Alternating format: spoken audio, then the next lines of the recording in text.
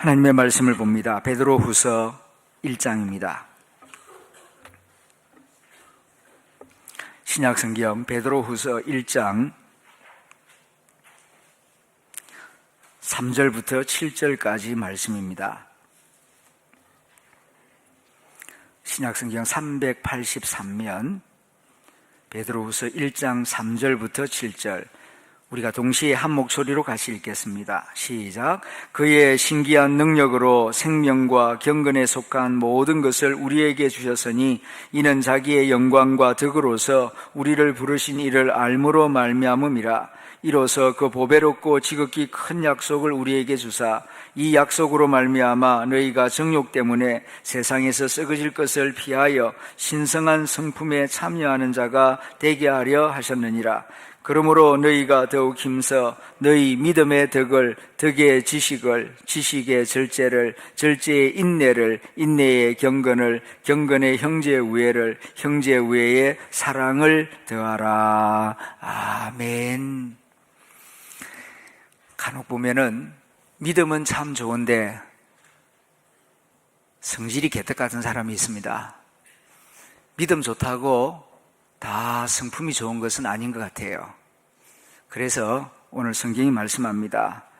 우리가 구원을 받았지만은 거기에 만족하지 말고 신성한 성품에 참여하는 자가 되라. 신성한 성품. 옛날 성경에는 신의 성품에 참여하는 자가 되게 하려 하심이라. 영어 성경에 보게 되면은 divine nature 이렇게 돼 있어요. 하나님의 성품에, 하나님의 본질에 참여하는 자가 되게 하시려고 우리를 부르시고 구원하셨다. 그러니까 구원받은 것으로 만족하지 말고 성품의 변화를 추구하라는 것입니다. 옛날 이스라엘 백성들이 출애굽했습니다. 그런데 몸은 출애굽했는데 습관이 출애굽하지 못하여서 광야에서 계속 모세에게 대들고 하나님에게 불평 원망하고 하나님이 참아주시고 십계명을 주시고 기적을 보여주시고 은혜를 베풀어 주십니다. 그러면서 고쳐나가기를 원하시는데 아무리 고치려고 해도 안 되니까 결국은 광야에서 그냥 다 죽게 하십니다. 40년 동안 뺑뺑이 돌려가지고 거기서 다 그냥 광야에서 죽게 하고 그 다음 세대만 가나안 땅에 들어가게 하시는 것을 보게 됩니다. 그래서 우리가 생각해야 합니다. 예수 믿고 제사함 받은 것으로 만족하지 말고 이제 예수의 성품을 닮아가기 위해서 노력해야 한다. 그것이 하나님이 원하시는 바다 하는 것을 생각해야 하겠습니다. 금년에는 하나님의 나라는 그리스도의 성품입니다 라는 주제로 월별로 성품에 관한 말씀을 들어왔습니다. 이제 마지막 때가 되어서 한번 총정리하는 시간을 가져봅니다. 자, 여러분들에게 나눠드린 유인물을 보시고, 자, 1월 달에는 겸손의 성품을 배웠습니다. 겸손의 성품이란 무엇입니까? 자신이 하나님이 지으신 하나의 피조물임을 알고 남을 존중하고 공손한 태도로 제 몸을 낮추어 종의 모습으로 섬기려는 태도를 겸손이라고 합니다. 무슨 성품이든지 바른 지식을 가져야 바른 성품에 도달합니다. 그래서 첫 번째 이 겸손을 위한 지식이 뭐냐 하면은 내가 하나님이 지으신 하나의 피조물임을 아는 것입니다. 나는 피조물이에요. 나는 창조주가 아닙니다. 나는 피조물이에요. 그리고 하나의 피조물이에요. 하나님이 나만 만든 게 아닙니다. 다른 사람들도 만들었고, 그리고 이 모든 살아있는 것들 하나님이 만드시고 섭리하십니다. 이걸 알아야 돼요. 그래야 자기를 절대화하지 않죠. 자기를 중심에 두지 않아요. 하나님을 중심에 두고 나는 하나의 피조물이다. 너도 하나님의 피조물이다. 그래서 서로 존중하는 마음, 여기서부터 겸손이 이루어지는 것입니다. 그래서 내가 피조물임을 알고 나를 존중하는 것처럼 남을 존중하고 너도 참 소중하다. 나도 100점, 너도 100점. 에쿠스 타는 사람은 100점, 걸어다니는 사람은 10점, 인류대학 나오는 사람은 100점, 지방대학 나오는 사람은 50점. 이건 서열적 사고방식이에요. 이건 계급적 사고방식이에요. 유교적이고 군대적이고 별로 좋지 않아요. 성경은 서열적이고 계급적인 세계관은 잘못된 것이라고 말씀합니다. 다르긴 달라요. 5달란트, 2달란트, 1달란트. 그러나 이거는 높고 낮음의 문제가 아니고 각각 그 은사를 따라, 능력에 따라 다르게 주신 것입니다.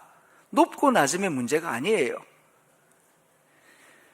그래서 서열적 사고방식은 좋지 않은데 유교가 500년 동안을 지배하고 이 군대 문화가 오랫동안 또 다스리고 그러다 보니까 우리나라 사회는 이 서열적 계급적 세계관이 너무 강합니다. 이건 잘난 사람도 불행하고 못난 사람도 불행하게 만들어요. 잘난 사람은 교만하게 만들고 못난 사람은 열등감에 빠지게 하고 모든 사람을 다 불행하게 만드는 아주 병든 세계관입니다. 은사에 따른 세계관, 은사에 따른 선교 공동체, 그런 교회 공동체를 만드는 것이 교회가 세상에 빛이 되는 역할입니다. 그래서 하나의 피조물임을 알고 남을 존중하고 나도 존중하고 너도 100점이고 나도 100점이고 이렇게 존중하고 공손한 태도로 제 몸을 낮추어 종의 모습으로 섬기려는 태도가 겸손입니다. 예수님이 우리의 모델입니다. 나는 마음이 온유하고 겸손하다. 나를 배우라 말씀하셨죠. 다음 2월의 성품은 온유의 성품입니다. 같이 읽어볼까요? 시작. 한결같이 온화한 마음을 가지고 의로운 것을 조용히 따르는 태도, 그것이 온유의 성품입니다. 온유한 사람의 특징이 말이 별로 없어요. 그러면서도 온화한 마음이 있고 그리고 의로운 것을 따라가요. 악한 것을 따라가는 사람은 온유할 수가 없습니다. 음흉하지. 조용한데 악한 것을 따라가는 사람은 음흉한 사람이지 온유한 사람 아니에요. 온유한 사람은 의로운 길을 걸어갑니다. 그러면서 조용히 따릅니다. 다음 3번째, 3월 달에는 순종의 성품을 배웠습니다. 같이 읽어볼까요? 시작. 나를 보호하고 있는, 그렇습니다. 나를 해치는 분이 아니라 나를 보호하고 있는 하나님과 사람들의 지시에 좋은 마음으로, 나쁜 마음이 아니라 좋은 마음으로 기쁘게 따르는 태도를 순종이라고 합니다. 하나님은 나를 보호하는 분입니까? 나를 망가뜨리는 분입니까? 보호하는 분입니다. 남편은 여러분들을 망가뜨리는 분입니까? 보호하는 분입니까? 부모님은 여러분들을 보호하는 분입니까? 망가뜨리는 분입니까? 네. 그렇게 믿으신다면 이해가 좀 안 되더라도 나를 보호하고 나를 사랑해서 이렇게 하라는가 보다 생각하고 그 지시에 기쁜 마음으로 따를 때에 거기에 순종이 나타나는 거예요. 나를 보호하고 있는 하나님, 나를 보호하고 있는 사람들의 지시에 좋은 마음으로 기쁘게 따르는 태도. 담임 목사는 여러분들을 보호하는 사람입니까? 망가뜨리는 사람입니까? 대답 안 하시는 분들은 어떤 분들입니까? 그렇게 믿어야죠. 글쎄요, 담임 목사가 나를 보호합니까? 그렇게 못 믿으면 순종 못하죠.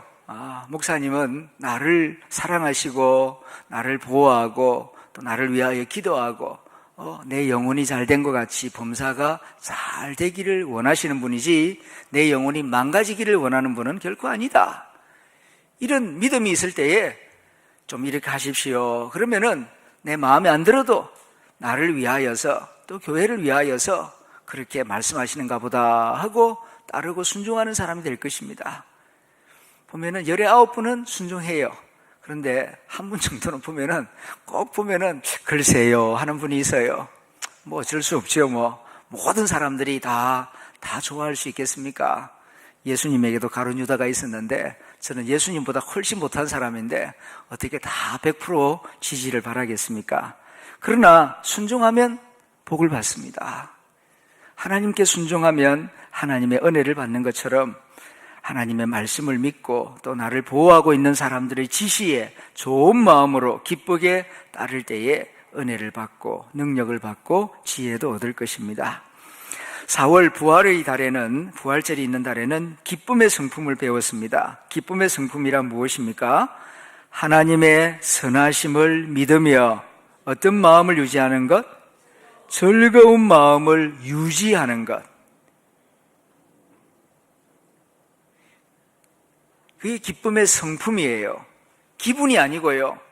그냥 기쁜 일이 있어서 기뻐하고 그냥 별로니까 안 기뻐하고 그거는요 기쁨의 감정이지 기쁨의 성품은 아닙니다. 항상 기뻐하라 그렇게 말씀하셨잖아요. 이 기쁨의 성품을 연단하기 위해서는 하나님의 선하심을 믿어야 돼요. 때로는 고통이 있다 할지라도 여기에도 하나님의 선하신 역사가 있다 그렇게 믿어야 돼요. 하나님의 선하심을 의심하면은 마음이 흔들립니다. 기쁨도 사라집니다. 좀 이해가 안 되는 일이 있어도 하나님은 선하시다. 내가 계획된 대로 안 되어도 하나님께서 나를 보호하시기 위하여 이렇게 하실지도 모른다. 오늘 꼭 출발하기를 원했는데 차를 놓쳐버렸어요. 에이 신경질 난다. 그럴 게 아니라 아마 그 차 타고 가다가 큰 사고가 나려고 해서 하나님이 나를 보호하시려고 그랬나? 이렇게 선한 쪽으로 생각을 하는 겁니다. 그리고 긍정적으로 해석하고 받아들이는 것이죠. 하나님의 선하심을 믿으면서 즐거운 마음을 잃어버리지 않고 유지하려고 노력을 하는 것입니다. 그럴 때에 기쁜 마음을, 기쁜 성품을 유지할 수가 있고 그러면 하나님의 은혜를 더 많이 받을 수가 있을 것입니다. 특별히 우리는 예수님의 부활을 믿어야 돼요. 십자가에 죽으시고 사흘 만에 부활하신 예수님, 이 역사적인 사실 아닙니까? 아무리 고통이 크다 해본들 제일 큰 고통은 결국 죽음 아니겠습니까? 그게 제일 큰 두려움 아닙니까? 그때마다 예수님의 부활하심을 생각하면서 죽기 아니면 까무러치기지. 예수님 부활하셨는데 여기서 끝난다 하더라도 예수님 부활하신 것처럼 나도 부활할 것인데 이렇게 하나님의 능력을 믿고 부활을 믿으면은 두려움과 걱정을 이겨낼 수가 있을 것입니다. 그러면 항상 기뻐하는 성품의 사람이 될 것입니다. 5월달 가정의 달에는 사랑의 성품을 배웠습니다. 같이 읽어볼까요? 시작. 하나님의 마음으로 관심을 가지고 이해하며 필요한 도움을 주고 존중하는 것. 사랑의 4대 요소가 있다고 그랬습니다. 첫째가 관심, 두 번째가 이해, 세 번째는 돌봄, 네 번째는 존중. 사랑을 사랑되게 하는 것이 요 4가지예요. 그런데 누구의 마음으로? 하나님의 마음으로. 이게 가장 온전한 사랑이거든요. 사랑하더라도 또 도둑놈도 이렇게 합니다. 마피아들도 관심을 가지고 이해하며 도움을 주고 존중합니다. 그런데 for what? 무엇을 위해서?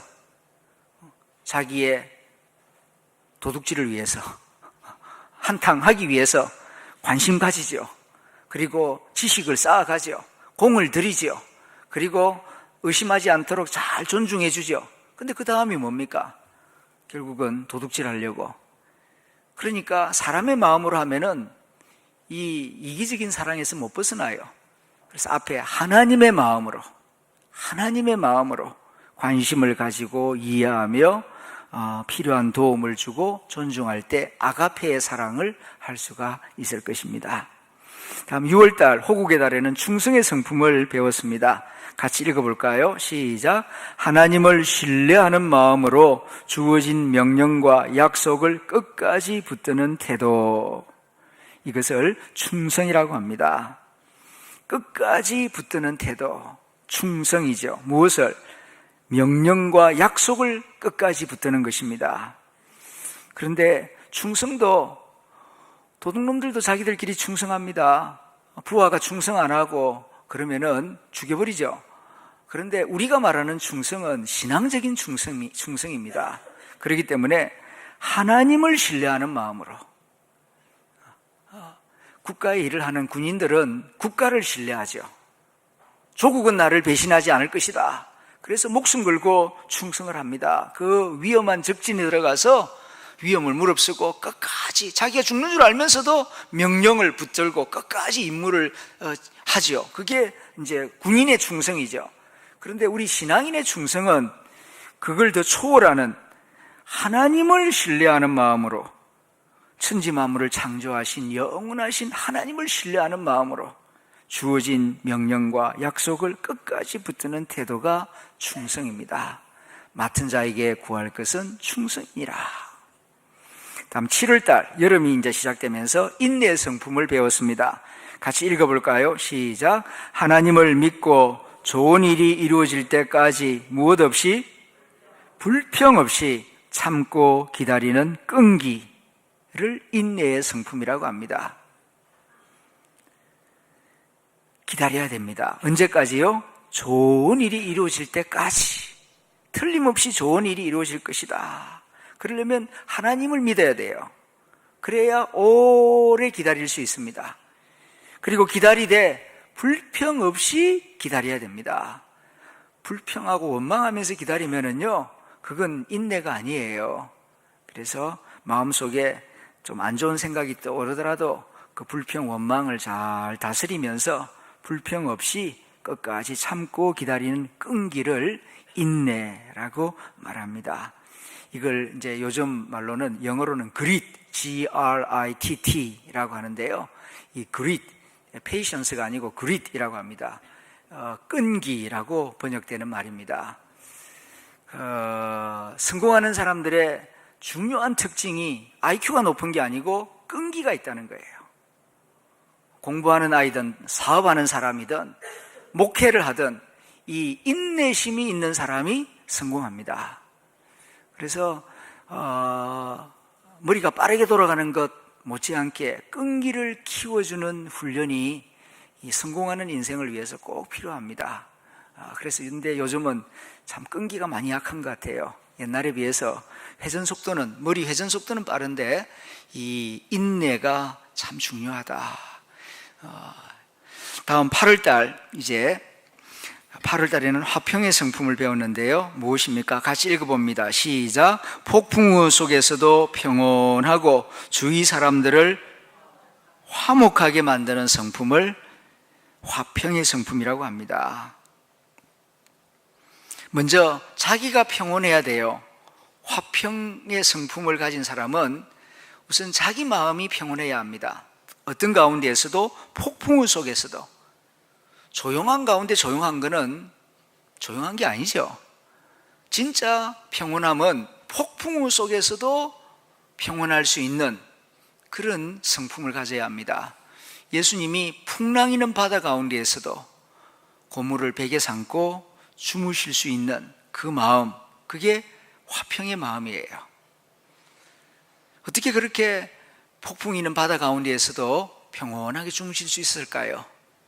이 천지 만물은 아버지 손에 있다. 내 사명을 다하기까지는 내 생명은 끝나지 않는다 하는 이런 철저한 믿음이 있으니까 배가 아무리 흔들려도 이건 잠시 흔들리는 것뿐이지 뒤집어지지는 않는다, 그런 믿음이 있는 거예요. 그러니까 폭풍우 속에서도 평온하죠. 내 마음이 평온해야 다른 사람도 평온하게 할 수 있습니다. 내 마음이 불안한데 어떻게 다른 사람을 평온하게 할 수 있겠습니까? 그래서 믿음 안에서 먼저 내 마음이 평온하고 그리고 주위 사람들을 화목하게 만드는 성품을 화평이라고 합니다. 화평케 하는 자는 복이 있나니 그들은 하나님의 아들이라 일컬음을 받을 것이다. 다음 9월달 성품은 배려의 성품입니다. 같이 읽어볼까요? 시작. 배려의 성품이란 나와 다른 사람, 환경에 대하여 사랑과 관심을 갖고 잘 관찰하여 어떻게 해주는 성품? 보살펴주는 성품. 보살펴주는 성품. 예, 배려입니다. 오늘날 이 사회에서는 배려의 성품을 요청하고 있습니다. 그런데 배려할 때 보면은 주로 남만 생각하는데요. 이 정의를 자세히 보시면은 첫째, 내가 나를 잘 배려해야 돼요. 내가 나를 잘 보살펴야 돼요. 자기를 학대하는 사람은 남을 배려하기 어렵습니다. 먼저 자기를 잘 관찰하고 연약한 부분, 두려운 부분, 불안한 부분이 있으면은 네가 그렇게 불안해하는구나. 내 영혼아 잠잠하라. 내 영혼아 왜 그리 불안해하는가. 내 영혼아 너는 잠잠히 여호와만 바라라. 시편에 보면은 이런 말씀이 많이 나오잖아요. 다윗도 힘든 때가 참 많았던 것 같아요. 그러니까 그의 기도문 가운데에는 남을 위한 기도도 있지만은 자기 자신을 위한 기도가 많아요. 내 영혼아 어찌하여 불안해하는가 하면서 자기 영혼을 보듬어주고 보살피고, 그럴 때에 그 치열한 전쟁터 가운데에서도 마음의 중심을 잃지 아니하고 하나님의 길을 따라갈 수가 있었다고 생각합니다. 그래서 나와 두 번째 다른 사람, 그리고 사람만이 아니라 환경에 대해서도 지금 갈수록 미세먼지가 심해집니다. 비 오니까 조금 깨끗해졌죠. 근데 사람들이 또 금방 잊어버려요. 지금 점점 심해집니다. 그리고 중국에서 지금 날아오는, 지금 중국이 산업 개발을 통하여서 엄청나게 많은 매연과 오염 물질이 바다로 공기로 나오고 있지 않습니까? 우리나라의 수십 배입니다. 그리고 우리나라에서도 지금 엄청나게 자동차 매연들, 이게 결국은 다 우리 코로 들어오고 입으로 들어옵니다. 먹는 음식은 가려 먹을 수 있지만 공기는 가려 마시기가 힘들어요. 이거 지금 우리에게 지금 이게 부메랑이 되어서 돌아오고 있습니다. 지금 집값 올려놓은 것도 좀 어른들이 회개해야 되고요. 터무니없이 집값 올려놔가지고 지금 젊은 세대들이 결혼하기가 힘들어요. 결혼 불능 세대입니다. 우리 때는 세간살이에도 했는데 그건 우리 때 시절이고, 사람은 각각 그 시대를 벗어나서 살 수가 없어요. 우리 시대 이야기를 자녀들에게 말하지 마십시오. 그럼 우리 보고 옛날에 그냥 할머니 할아버지들 살았던 그 시대에 살아라 그러면 살겠습니까? 못 살잖아요. 마찬가지로 우리 자녀들은 우리 시대를 요구하면 안 돼요. 또 그들은 그들의 동년배들, 영어로 contemporary라고 그러는데 그 동년배 시대들과 그 속에서 그 세상을 사는 거예요. 근데 지금 서울 경기도 지역은 5억 가지고도 집 못 사잖아요. 그런데 젊은 사람들이 5억짜리 집을 어떻게 마련합니까? 참 그다 터무니없이 집값을 올려놓아서 우리 자식들에게 부메랑이 되어서 돌아오고 있고, 그리고 좀 더 편리하게 살겠다고 너무 지금 공산품들을 많이 만들고 화학 제품을 많이 만들어서 이것이 공기를 오염시켜서 눈을 따갑게 하고 코를 지금 매캐하게 만들고, 이로 인하여서 노약자들이 점점 고통을 당하고 있습니다. 환경을 돌보아야 하겠습니다. 환경에 대하여 사랑과 관심을 갖고 잘 관찰하여 병든 부분이 있는가, 신음하고 있는 부분이 있는가 관찰하여 보살펴주는 성품, 배려의 성품입니다. 로마서 8장에 보면은 마지막 때에 되면은 모든 피조물들이 신음하면서 하나님의 아들들이 나타나기를 고대하고 있다, 그렇게 말씀하고 있습니다. 지금이 바로 그런 시대입니다. 그래서 우리가 배려의 성품을 배워야 하겠습니다. 그 다음에 지난달 10월달 감사의 성품을 배웠는데요, 같이 읽어봅니다. 시작. 감사의 성품이란 하나님과 다른 사람이 나에게 어떤 도움이 되었는지를 인정하고 말과 행동으로 그 고마움을 표현하는 것, 그것이 감사입니다. 표현하지 않는 사람은 감사할 줄 모르는 사람이에요. 도움을 주었는데도 무슨 도움이 되었는지를 모르고 알면서도 표현하지 않는 사람, 그러니까 감사하지 않는 사람은 첫째 무식한 사람이에요. 모르니까, 무슨 도움이 되었는지도 모르는 사람이니까 이 멍청한 사람이지, 감사할 줄 모르는 사람은 멍청한 사람이에요. 두 번째로는 거짓말쟁이에요. 거짓말하는 자예요. 감사할 줄 모르는 사람은 거짓말하는 사람이에요. 도움을 주었는데 자기는 도움 안 받았대요. 표현을 안 해요. 나는 주었는데 그는 안 받았대요. 그럼 둘 중에 하나 거짓말하는 거지. 그러니까 이건 심각한 거예요. 감사해도 되고 감사해도 안 해도 되고, 우리는 많은 경우에 그렇게 생각합니다. 그런데 그렇지 않습니다. 감사는 인간 생활의 기본이에요. 그래서 그 영어 배워가지고 미국 유학 갈 때에 이제 두렵죠. 그래서 물어봅니다. 이미 유학 갔다 온 사람들에게 어떻게 하면은 영어를 잘할 수 있겠느냐고. 한국에서 토플 점수 600점 이상 받아도 미국 가보면은 여전히 못합니다. 안 들립니다.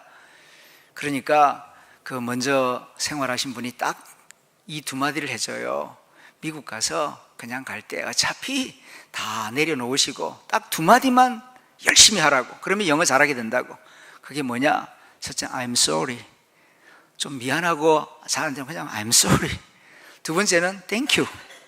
요 두 마디만 부지런히 하면은 자연히 이제 잘 적응하게 돼 있고 잘 들리게 돼 있습니다. 영어만 그렇습니까? 미국 생활만 그렇습니까? 한국 생활도 마찬가지죠. 그래서 부모가 아이들이 좀 인격적인 삶을 살기를 원한다면 이 두 마디를 잘 가르쳐야 돼요. 근데 아이들도 미안하다는 말 잘 안 해요. 고맙습니다는 말도 잘 안 해요. 멀뚱멀뚱 눈만 쳐다보고 있고. 그 마음에는 물론 그 고맙다 미안하다는 마음이 있는 줄 압니다만은 이 표현하는 법을 배우지 안 하고 훈련을 안 해놓으니까 말하기를 쑥스러워해요. 그 어떤 경우에 한번 TV를 보다 보니까 이제 제가 그 미국 드라마를 가끔 보는데 그 엄마하고 같이 밥을 먹다가 애가 어리니까 그 어린이 탁자에다 앉혀놓고 이제 밥을 먹다가 나이프를 갖다가 떨어뜨렸어요. 그러니까 내려와서 지가 줄 수가 없으니까 엄마가 이제 바닥에 있는 걸 주워다가 깨게 닦아다가 줍니다. 그러니까 아이가 이렇게 다시 이제 먹으려고 하니까 엄마가 하는 말이 너 뭐 잊어버린 거 없니? 그럽니다. 그러니까 아이가 뭔 말인지 모르고 엄마 눈만 쳐다보니까 너 뭐 잊어버린 거 없냐? 그러니까 아이가 지금 눈치를 못 채요. 그러니까 엄마가 한마디 말한다. You have to say thank you. 감사하다는 말 해야지. 내가 떨어뜨린 걸 주워다가 나한테 줬는데 그러면은 mom thank you. 그리고 먹어야지. 왜 그 말 안 하고 먹냐? 그 말이에요. 어떻게 보면은 애한테 뭐 그렇게까지 하노? 그렇게 생각할지 모르지만 아니에요. 요거는 가르쳐야 돼요. 고맙습니다. 그리고 미안합니다. 이건 배워야 되는 거예요. 안 배우면 이 말도 못 해요. 어른들 가운데도 이걸 안 배워가지고요, 나이가 들은데도 고마움과 미안하다는 말을 잘 못하는 분들이 굉장히 많습니다. 쑥스러워. 심지어는 부모 자식 간에도 요 미안하다, 얘야 내가 좀 미안하다, 요 한마디만 하면은 그 아들 딸 마음이 녹을 수 있는데 그 말 할 줄 몰라가지고 본인도 힘들고 자식도 힘들고, 그리고 고맙다, 애썼다 이 말만 하면은 며느리의 말이 그냥 마음이 다 녹아지고 그 무거운 수고를 해도 즐거울 수 있을 텐데 그 말 할 줄 모르는 시어머니 때문에 늘 마음에 그냥 무거운 짐을 지고 가는 사람이 있어요. 그 말이 뭐 그렇게 어렵다고. 본인은 어렵대요. 왜요? 안 배웠으니까. 안 배운 걸 하려니까 힘드는 거지. 고맙다는 말 한마디가 그렇게 힘든 사람이 있어요. 미안하다는 말이 그렇게 힘든 아버지들이 많아요. 이 얼마나 안타까운 노릇입니까? 다시 말씀드립니다. 감사란 하나님과 다른 사람이 나에게 어떤 도움이 되었는지, 그게 큰 도움이냐 작은 도움이냐 그건 중요하지 않아요. 어떤 부분이든지 도움이 되었으면 이게 나에게 도움이 되었구나 인정하고 말과 행동으로 고마움을 표현하는 것, 그것이 감사이다. 감사가 있는 곳에 천국이 이루어집니다. 다음 11월 달 책임감에 대해서 배우고 있는데요, 같이 읽어봅니다. 시작. 내가 해야 할 일들을 알고 그 일을 맡아서 끝까지 최선을 다하는 태도. 해야 할 일이 있어요. 하고 싶은 일 말고요, 해야 할 일, 그걸 알아야 돼요. 자기가 뭔 일을 해야 하는지도 모르는 사람들이 꽤나 많아요. 목사가 되었으면은 목사가 기본적으로 해야 할 일, 그거 알아야죠. 그리고 그 일을 잘 수행하기 위해서 준비하고 있어야 되고, 그리고 남들이 뭐라 그러더라도 끝까지 그 일을 해나가야죠. 책임감 있는 목사이듯이 엄마면은 엄마가 해야 할 일이 있고, 회사 과장이면 내가 과장으로서 해야 할 일이 있죠. 그 책임을 남한테 미루면 되나요? 그 변명하고 핑계 많이 하는 사람은 무책임한 사람입니다. 책임을 알고 그 일을 맡아서 중간에 그만두지 말고 끝까지 중간에 그만두고 싶은 경우도 있죠. 힘든 경우도 있어요. 그럴 때는 쉬어는 가십시오. 그러나 포기하지는 마세요. 사람인지라 힘들 수 있어요. 그럴 경우에는 조금 내게 휴식 시간을 주십시오. 좀 재충전이 필요합니다. 그건 좋아요. 그러나 못하겠습니다, 안 하겠습니다, 그런 말은 하지 마세요. 그건 무책임한 모습입니다. 무책임하게 되는 순간 스스로 인격을 버리는 거예요. 책임을 안 지겠다는 것은 스스로 자기의 인격을 버리겠다는 뜻입니다. 책임질 일이 전혀 없는 사람, 행복한 사람일까요? 책임질 일이 없는 사람이 뭔데 여기 필요하겠습니까?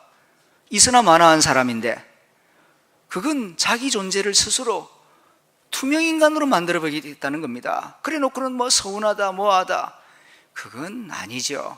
그러니까 책임질 일이 있다는 것은 아직도 내가 살아야 할 이유가 있고 가치가 있다는 뜻이에요.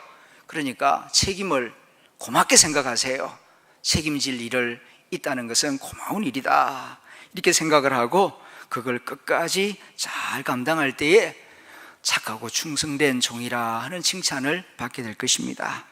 그리고 이제 미리 말씀드립니다. 12월에는 나눔의 성품을 배울 것입니다.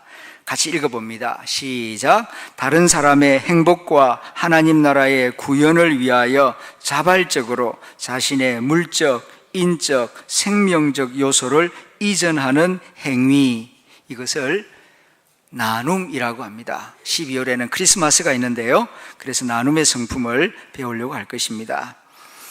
하나님은 나눔의 하나님이십니다. 늘 인색하게 긁어 모으시는 하나님이 아니에요. 주고 또 나누고, 그래서 좋은 것을 다 나누어 주십니다. 그리고 하나님 보시기에 좋은 것은 우리에게도 주셔서 함께 기뻐하기를 원하시고, 마지막에는 자신의 독생자까지 나누어 주셨습니다. 내 사랑하는 아들을 내 오른쪽에만 두지 않고 세상에 보내셔서 죄인들을 구원하는데 자기 아들을 사용하셨습니다. 이렇게 하나님은 가장 귀한 것을 나누시는 하나님이십니다.